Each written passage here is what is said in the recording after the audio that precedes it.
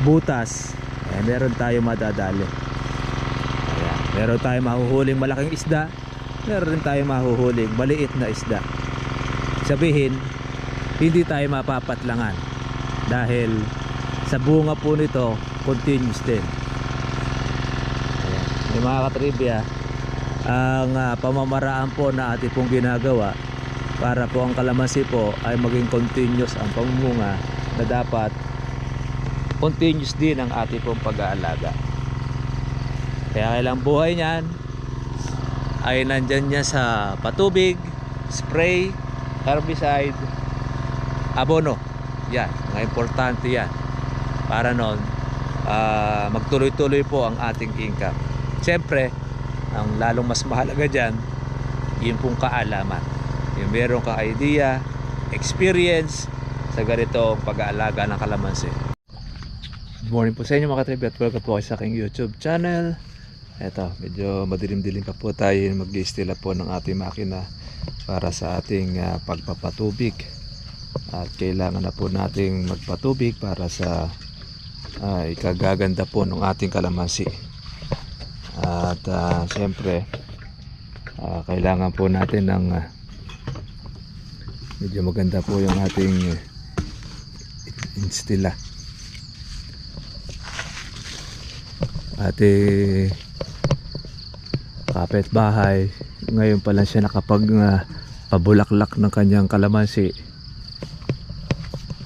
Ang dami pong mga lumilipad po na yun, mga insektong mga maliliit. Yan po yung mga sumisira. Akala mo siya mga lamok, misira yan sa bulaklak. Yan po yung nakakapangitlog doon po sa mga bulaklak. Kaya kami sa pag yan hindi po natin naapula, yung maraming bulaklak na yan sisirain. Kaya pagdating po ng sinlaki na po siya ng gamunggo at gamais, makikita ninyo po kupildong na yung kanyang bunga. Kaya marami po, halos sa magdamag yan hanggang araw, continuous po yung kanyang paninira. Kaya pagka hindi po natin nagapan po ng ating pag-i-spray, dyan na po yun, masisira na po ang bunga ng ating kalamansi.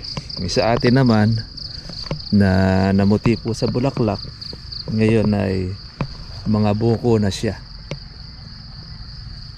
At makikita na rin natin pagka po gamunggo, gamais, yung may sira at saka po wala. Pag maganda ang bilog, buo siya. Pero pagka hindi maganda ang bilog at kapildong, yun po ay laglag na. Yan, yung ating matandang kalamansi na 30 years, graduate na siya. Pero itong isa nating 30 years na kalamansi, humahataw pa sa bunga. Ayan, marami pa siya magbunga mga katribya. Kailangan na po natin ng kanyang tubig. Ayan, ito ang ating matandang puno. Ngayon ito, nakikinabangan pa. 30 years din to. Hindi pa natin to pinapatay dahil maganda pa siya magbunga. Yung isa, graduate na rin. Papalitan na lang po natin ng bago. Malalaki na rin po yung mga buko natin, yung ating pang Pebrero. Itong size na ito pang Pebrero ito. Ito rin, pwede rin natin itong paabutin ng Pebrero hanggat hindi po siya lumilintog ng husto. Ito naman po yung ating pang Marso, February and March ang bunga nito. Ngayon yung pong katatagtag pa lang, yun naman po yung ating pang April. At itong bulaklak na ito pang April na po yan.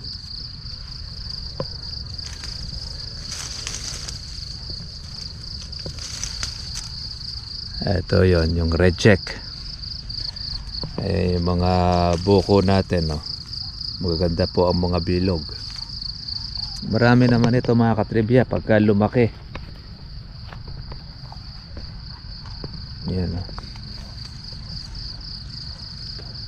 Marami rin tayo dito pang Pebrero. Ito, makukuha na po natin ito ng katapusan. Maraming alanganin kaya di pa natin po mapapasok. Total naman medyo mababa pa naman ang kalamansi, kaya ito yung makapaghihintay pa ito. Ngayon mga katribya po ay mag-aalas 6 na po ng umaga.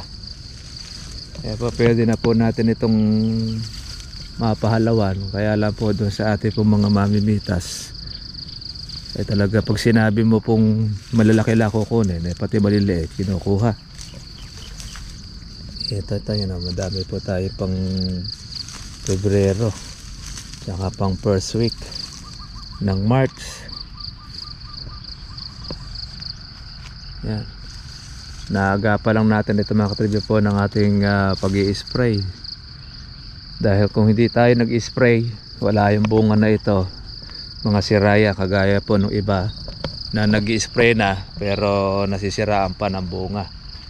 Buti na lang po ito sa atin, may sira man siya pero marami po yung buo, majority po yung buo niya. Halimbawa mga trivia na medyo may marami-rami po ibang mga masira, konti lang naman po yung ating maintenance, dahil tayo ay chargeable ang atin naman pong gamit. Pero ang kagandahan naman yan, marami po siyang buo. Ayan, lumiwanag na, ang ina po medyo madilim-dilim. Ito, namumuti po yung bulaklak po ng ating kasama. Ito ay nag-delay siya ng ilang linggo para doon sa mga buko, kasi baka daw siya masabay doon sa kaburahan. At expected niya pag mapipitas na yung mga buwan ng Marso, mamumura kalamansi dahil marami halos lahat ay nakapagbulaklak. Kaya siya nag-delay siya ng kanyang pagpapataba at saka pati rin ng patubig. Kaya naman ang kanyang kalamansi ay namumuti sa bulaklak. Kaya lang, alam nyo po, ang pagbaba ng kalamansi depende yan sa demand. Pag marami ang dating, mababa. Pagka konti po ang dating, pataas. Di mo natin alam sa buwan po ng Marso kung dito halos po yung nag-alaga, kasi nagkakaiba-iba kung minsan po yung pag-aalaga niyan. Marami nag-aalaga, nalalaglagan ng bunga. Kaya swerte-swerte lang kung ma-tsempohan natin yung mataas ang Marso, okay. Kaya lang, halimbawa mababa ang Marso, ang gagawin po ng iba, magdi-delay sila, paabutin nila ng April, kaya halos magkakaabot-abot din. Kaya lang, ang katwiran naman po ng iba, reject na yung marami, pero sa kanya berde, maabutan na rin ng pagkabagak. Normalin naman natin, baka Marso naman po ang mataas, di natin alam. Ang nakakaalam niya na yung mga taga-palengke, yung pong dating ng kalamansi. Yan, tayo naman po kaya papatubig para doon sa ating kalamansi, dahil tagal-tagal na po tayo, siguro baka may 10 araw na mahigit yung ating patubig nito nung nakaraan.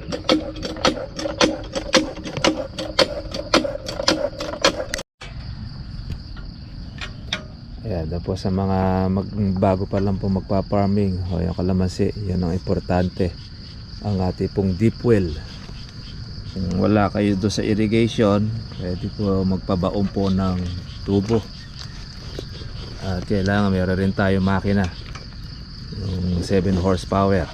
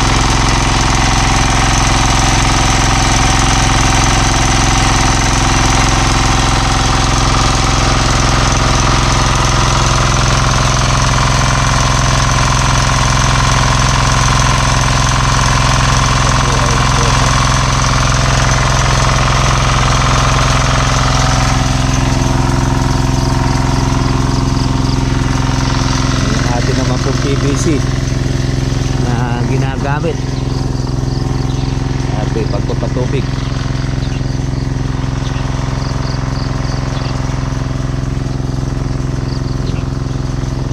Kita na mga katribya po yung ating mga bukong maliliit na nakaraan ito po ay namuti sa bulaklak. Ayan. Pero continuous pa rin mga katribya po yung pagbubulaklak habang siya po ay tinutubigan, lalo na pagka po siya ay natitigan, namumulaklak po palagi. Kaya tayo naman continuous po yung ating pag-i-spray. Isipin ninyo ito, oh, dami na po niyang bunga, marami pa po siya labas po na bulaklak. Hindi po tayo nahihinto mga katribya hanggat meron po mga bulaklak po na lumalabas po sa ating kalamansi.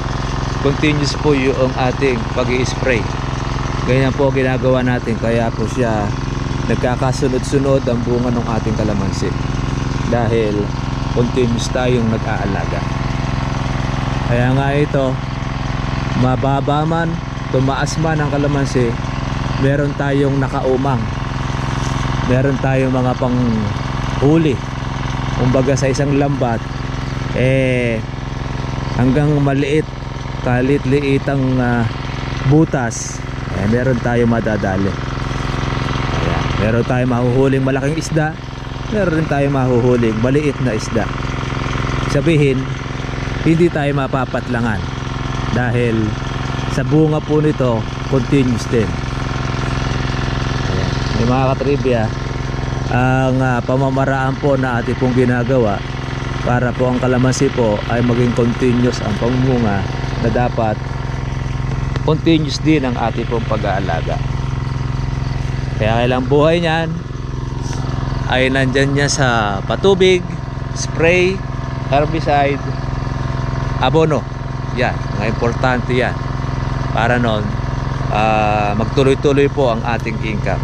Siyempre, ang lalong mas mahalaga dyan, yung pong kaalaman, yung meron kang idea, experience sa ganitong pag-aalaga ng kalamansi.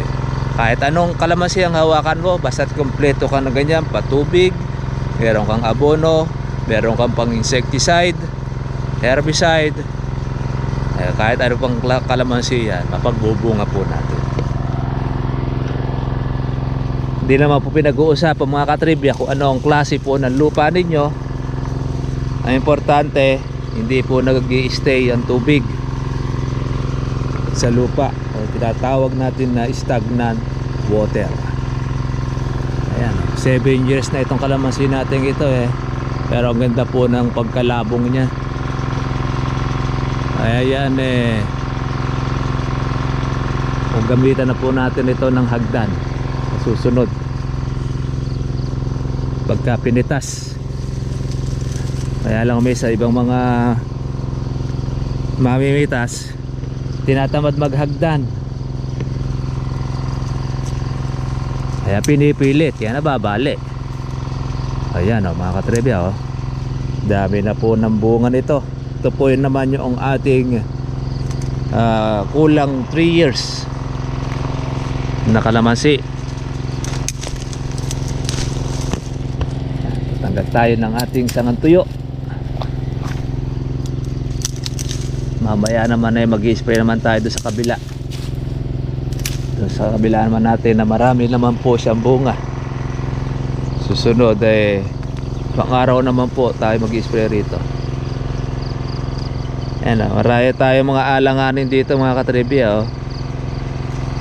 Ayan, kumpul-kumpulan po yung bunga dito.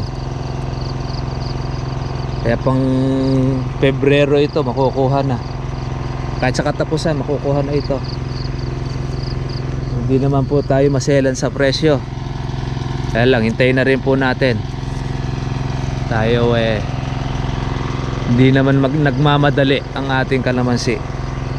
Kasi yung size na yun mga katribya, hindi pa talaga pampitas.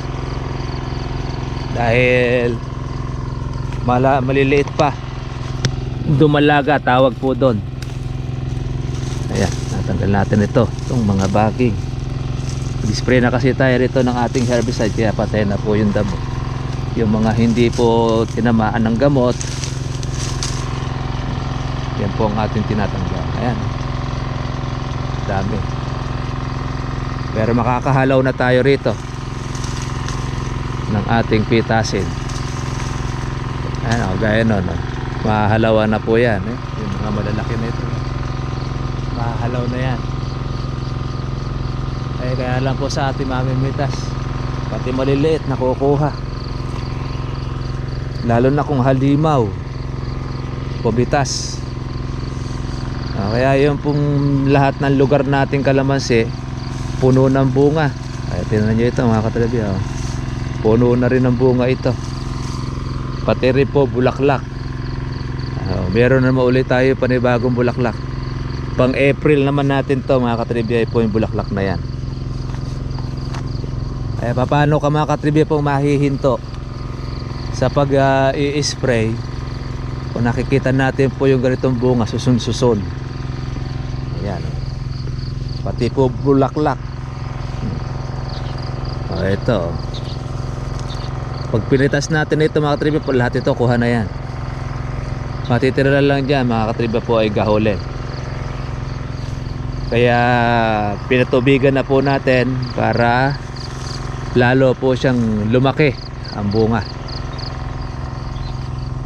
Ayan, no? Nakakatuwa naman dahil yung mga inaalagaan natin mga buko, mga buo, ayan, no? Maganda ang bilog. Sa madalit salita, ayos. Ayan, sa kanya po nangingitim po yung ating kalamansi sa bunga. Kaya yung ganito pong umaga, nakakita nyo na siya, nakakatuwa. Yan, o.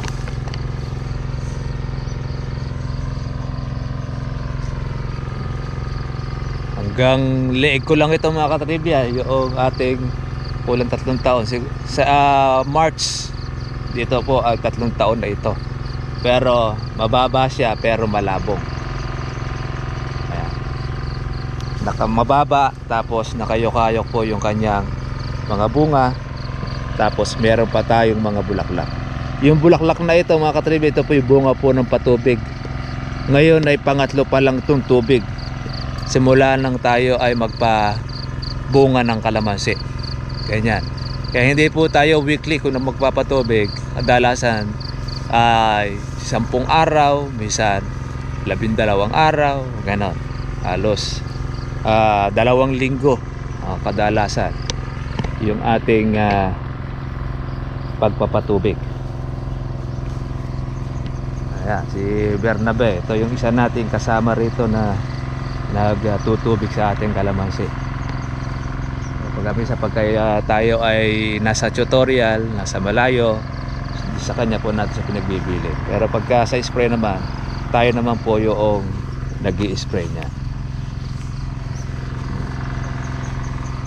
Tagal-tagal pa Bernabe, ano? Aabot pa ng katapusan.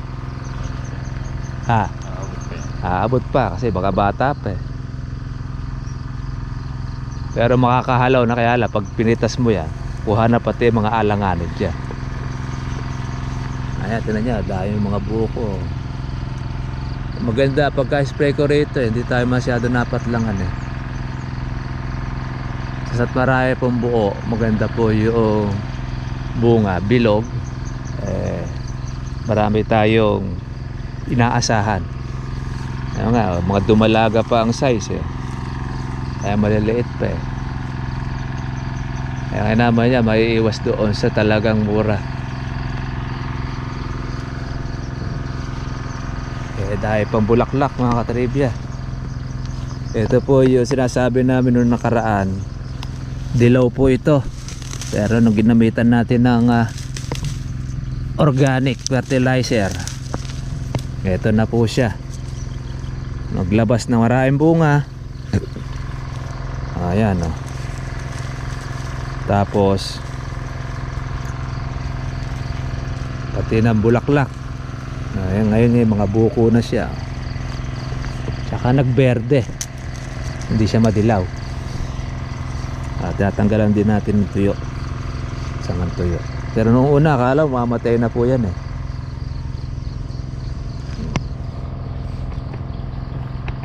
Tingnan nyo po itong ginamitan po natin ng organic. Habang tayo ay nagtutubig, diretso pa rin ang paglalabas ng bulaklak. 2 beses lang tayo mga katribya po naglagay ng abono rito. Ang una natin lagay, yun na nga po yung bunga na ito ng buwan po ng September. Unang apply natin ito ng abono. Pagkatapos naglagay tayo nitong December. Yun ang mga buko po natin na yon na nakita natin mga malalaki na namuti. Yun yung ating pangalawang lagay. Di na po natin nasusundan. At hanggang ngayon mga katribya, namumulaklak pa rin ang kalamansi.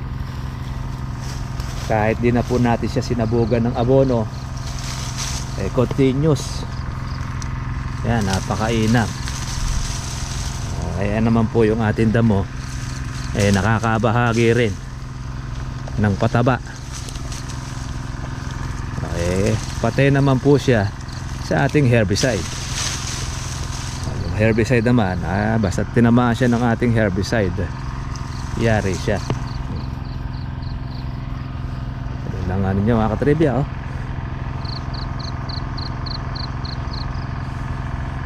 Presyo na lang mga katribya po yung ating hinihintay dyan. Sa kakatawa pa marami pa tayo mga bulaklak. Ayan. Bulaklak natin maganda rin po ang pagkabuka. Yan naman po yung ating ini-spray din. Hindi po tayo mga katribya pumahihinto sa alaga. Continuous. Kaya habang nagmubulaklak, diretso po ang aming pag-i-spray. Karanasan namin, kaya lang po tayo mahihinto pag buwan na po ng Abril, tapos ang Abril. Yan, i-stop na tayo ng ating pag-i-spray. Lalo na po yung panahon ng patak na ng malalakas na ulan ng Mayo. Hindi na po tayo nag-i-spray doon dahil yun na po yung panahon ng kalamansi. Kaya tagburan na yan. Ito naman po mga katribya po yung ating kapitbahay. Nagsabog siya ng abono. Kasabayan kong nagsabog itong December. Kaya lang nilabasan din ito ng maraming bulaklak, pero hindi niya inalagaan. Nag-spray siya ilang beses, kaya lang hindi niya pinagpatuloy. Ito po ang naging resulta ng bunga niya. Laglag na lahat, nandun na sa ilalim. Ang nakinabang yung pong lupa doon sa kanyang mga bunga. Ayan, sira na lahat yan. Sayang naglagay na rin din ng abono, hindi pa niya kinontinuous po ang pag-i-spray. Sira ang bunga niya. Kaya ito, mapapatlangan pagpitas po noong kanyang maliliit na bunga. Susunod niyan, February tsaka Marso, wala na siyang pipitasin, bakante na ang kanyang kalamansi. Yung bulaklak na ito, yan, may mga sira na rin yan dahil hindi po ito nag-spray. Tingnan nyo kalamansi. Ngayon magpapanibago uli siyang alaga. Tinitigang niya muli yung kalamansi. Katapos maglalagay siya ng abono. Ewan ko lang kung ito gagamitin na niya yung ating organic, kasi hinatulan natin siya na organic yung gamitin para labasan na maraming bulaklak yung kanyang kalamansi at medyo maganda-ganda itsura. Kasi sipin niyo nilagyan na ito ng abono pero hindi po maganda ang dahon ng kanyang kalamansi. Ayan. Tapos pati yung kanyang bunga mga nasira. Yung dahon niya maliliit. Maliliit ang dahon nito. Kumpara po natin doon po sa ating inaalagaan. Yung kalamansi natin mga katribya, ayan. Kita naman ninyo po yung pagkakaiba. Pati po yung dahon, pati nga yung damo tumataba Tsaka yung laki ng kanyang bulaklak. Yan. Talagang organic na organic. Nagusar ng ating kalamansi. Ayan. Laylay na. Maliliit pa lang yung kalamansi ay laylay na. Dahil lalo na pagka lumaki pa. Ito. Piling-pili na po yung ating pumpita asin. Ayan. Abang-abang na lang tayo. Malamig mga katribya panahon natin. Kaya yung mga insekto, yan ang gustong-gustong salakayin. Kapag hindi ka mga katribya po maagap, masisira ang bunga ninyo. Lalo na pati bulaklak. Kaya tayo inaagapan po natin ng ating spray. Yan. Kaya puno ng bunga yan. Nakakatuwa naman. Susulit po yung ating alaga. Matsyempohan pa natin mga katribya po yung mahalang presyo. Ito po. Lalong mas jajakpat tayo. Pagka naman nagmahal ang presyo, maiinggit na naman po yung ating basher. Dahil nakatsyempo na naman kasi katribya. Ewan pa kung bakit pagka tumataas, pag mababa ang kalamansi, ako lagi niya pinupunteriya. Pag tumataas naman ang kalamansi, tahimik naman siya. Ito na niya, dahil pang bulaklak dito. Marami ng bulaklak, marami pang bunga.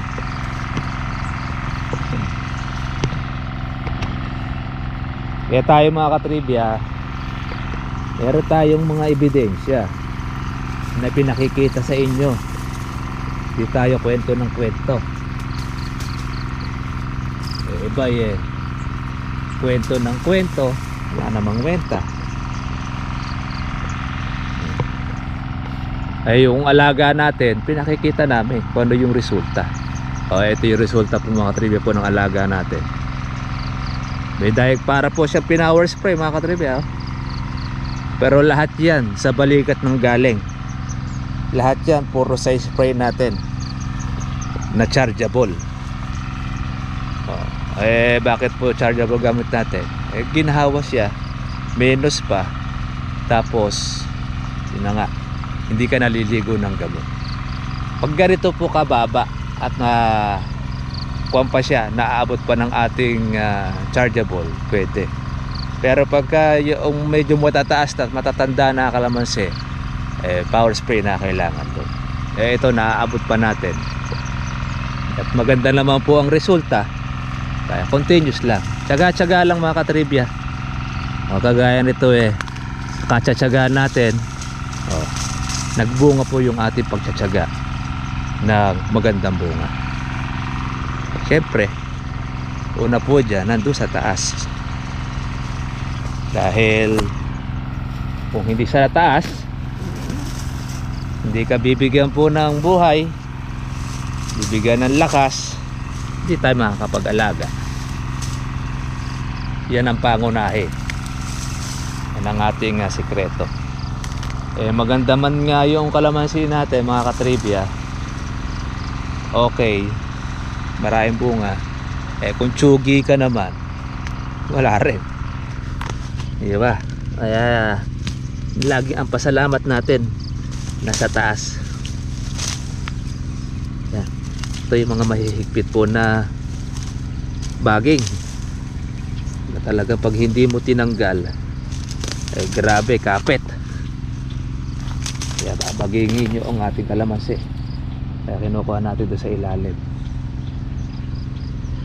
Konti-konti lang naman yan. Kaya lang pagka nagbaging naman siya, babalutan ng lahat ng kalamansi mo. Kaya inaagapan natin.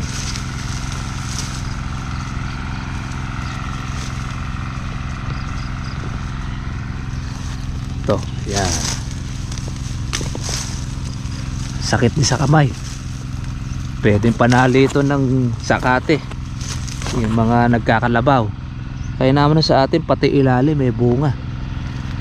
Ayan oh. Basta tinamaan ng gamot natin eh, yari ang insekto eh. Kaya yung mga insekto masyado rin nanggalit sa atin. Kapag dumating na tayo, sisipagtago na yon. Dito na eka yung raid. Parang tayo yung NBI. Magtatakbuhan na po yung mga user, mga pusher, ibang mga masasakote, yung mga tinamaan ng gamot. Ayun, ewan ko lang kung mamamatay sila o mahihilo lang. Karaniwan kasi mga katribya, nahihilo lang eh.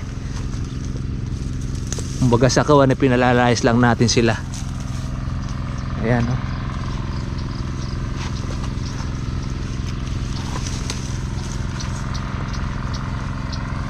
Hindi po tayo nagsasawa mga katribya pong ipakita ito sa inyo, yung resulta ng ating pong pag-aalaga, para karoon kayo ng idea, inspirasyon nga na yung ating ginagawa hindi useless.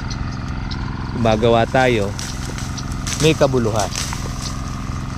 Ay iba nga eh, patawa lang daw sa kanyang vlog, nagtitrending, kumikita. Tayo naman please, makita ninyo yung pamamaraan natin, kinabang kayo, may kabuluhan. Kaya kagandahan na sa atin farming, kalamansi. Lahat lang naman may kalamansi ang ating viewers. Saka siyempre pati na rin po yung ating basher. Yan oh. Pag nakahigyo pa ng tubig yan, dadabi pa ang bunga. Hindi ka trivia.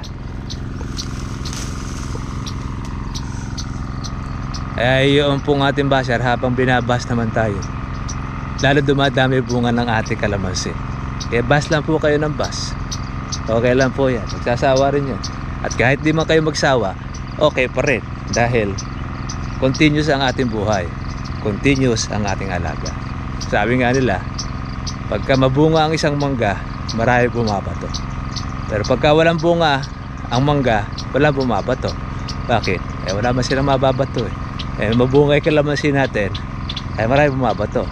Pag halimbawa, matsyempohan natin ang magandang presyo, mga nakatahimik sila. Pero pag mababa ang presyo ng kalamansi, maiingay. Sabi nga nung ni tatay, kung ayaw mo noong kalamansi at bababa ang presyo, patayin mo yung kalamansi mo para hindi ka abutan ng baba, kung yun ay kinatatakot niya. Tayo abutan man tayo halimbawa ng baba, wala rin problema. Bakit? Marami po tayong pansunod marami tayong panghuli. Kagaya yan makakahuli na naman tayo. Pag Pebrero tataas ang kalamansi, marami rin tayo pang Pebrero. Ganyan lang, importante may bunga. Ang masama, walang bunga kalamansi mo, kahit mababa, wala kang panghuli.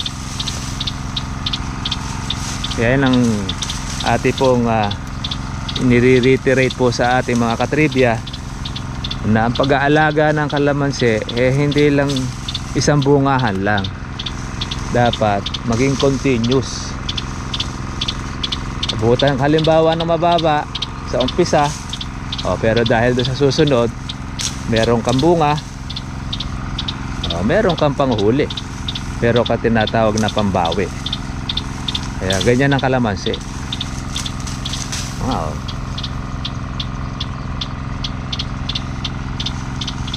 Tinuha nga meron tayo mga pambawi, pero pa tayo pang reject. Ano ba hahanapin natin? May bulaklak pa. Saan ka pa nakakita mga katriba na mga magandang pangkabuhayan? Kaya nga kung ikukumpara po natin doon sa iba pong mga tanim, mga gulay, wala na tayong ibang naiisip na maganda pang business na diretso pamumunga. kundi sa kalamansi. Ayan.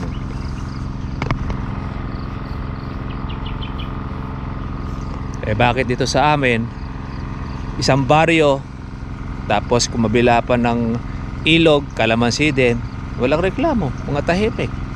Nagpatay ng kalamansi, nagtanim nila ng panibago ng kalamansi, wala rin reklamo, walang pumipigil.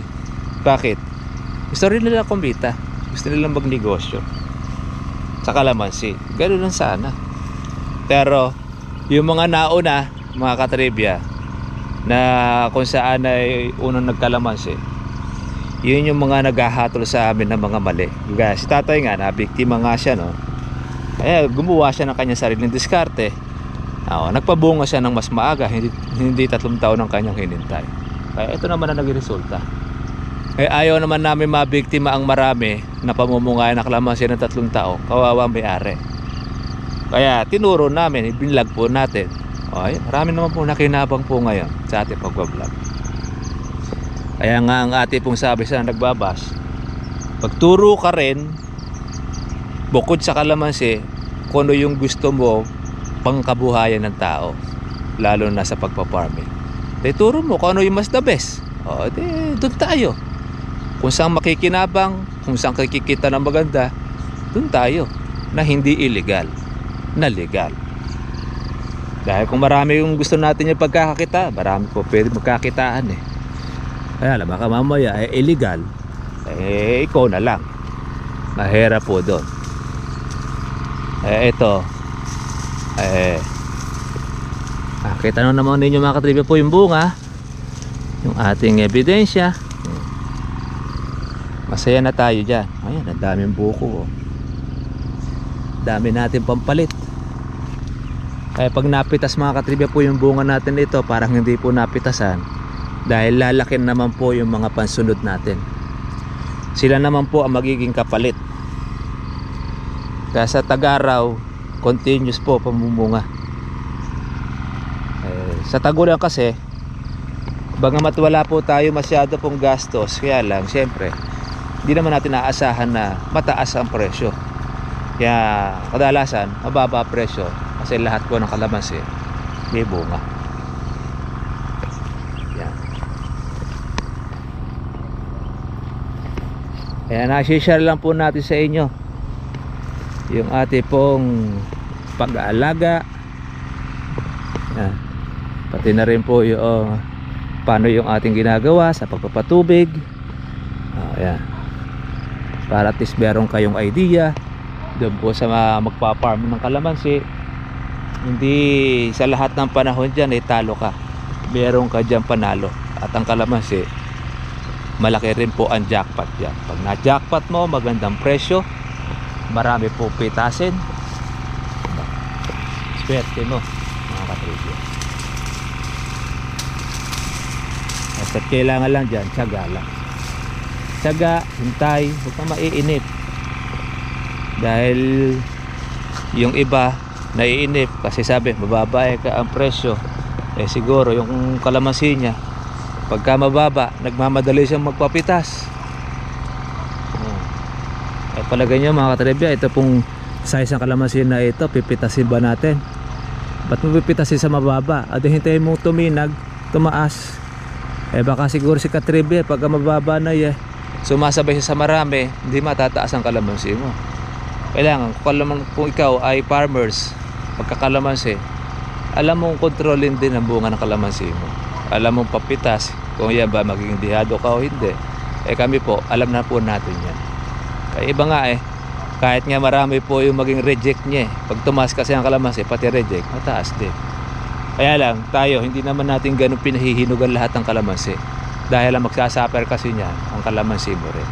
Kaya pagka po pwede na, lalo na at marami, pwede na po natin siyang kapitas kahit magkano po yung kanyang presyong abutan. Dahil sa susunod naman, doon ka naman babawi sa susunod na buwan pagka tumaas ang kalamansi. Ganun po ang technique, dahil meron tayong pambawi. Di kagaya po sa anuman pong mga gulay ay may limit, gaya ng sitaw hanggang 10 pitas. After nun, palipas na. Kaya pag natsyempuhan mo yung mababa ang presyo, ay hindi ka na makakabawi. Tanim ka ulit na panibago. Kaya lang, hindi mo rin sigurado kung yung itatanim mo ay magiging maganda ang presyo. Eh sa kalamansi, hindi ka tanim ng tanim, alaga ka lang na alaga. Tubig ka lang ng tubig. Tapos syempre spray ka rin ng spray. Hindi naman pwede hindi mo naman i-sprayin, dahil iba nga ay nag-i-spray na, nasisiraan pa ng bunga. Iba naman nasiraan na ng bunga, okay lang masiraan ng bunga, huwag lang masisiraan ng bait. Delikado yun. Kaya yun po ang ating maipapayo. Continuous ang inyong gawin pag-aalaga, para lahat inyo pong masapol ang presyo. Kaya rami tayo nakaumang. Ang ating pong kapitbahay nga ay gulat eh. Tipin mo nga naman eh, ginagamit natin eh pisik-pisik lang, samantalang iba yung power spray, nasisiraan pa ng kanilang buong at bulaklak. Yun, eh tayo naman una nga siyempre yung nasa taas, tsaka yung pinagkaloob sa atin ng experience o kaalaman. Kaya tulong-tulong na po yun. Kaya hindi naman dapat sa aming pagpapasalamat nandun sa taas, pasangkapalan po tayo. At ito ang kapitbahay natin sa aking bayaw, ang dami pong bulaklak. Kaya lang isang pitasan na lang din po yung bunga niya, mababakante siya. Kaya tayo marami tayo pitasin, meron pa tayong pasusunod, may pang Marso. Kaya lahat po yan ati pong mapapakinabangan, hindi po useless o sayang ang alaga. Okay mga katribya, monitor lang tayo ati pong inaalaga ang kalamansi, pagtanggal ng baging.